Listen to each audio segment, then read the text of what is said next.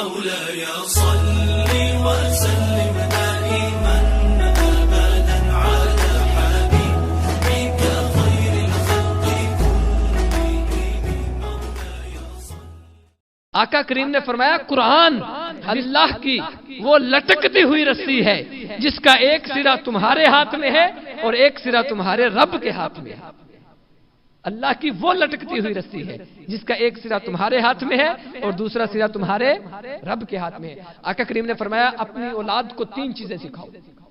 اپنی اولاد کو 3 چیزیں سکھاؤ.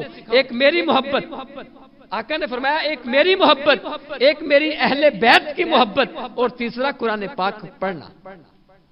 ایک میری محبت، ایک اہل بیت کی محبت، اور تیسرا قرآن پاک کا پڑھنا.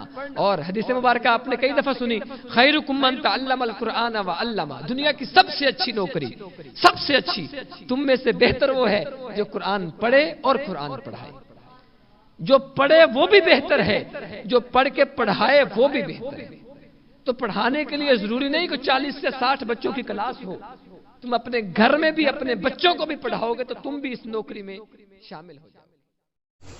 مزید اسلامک ویڈیو دیکھنے کے لیے سبسکرائب کیجئے پاسبانی اسلام.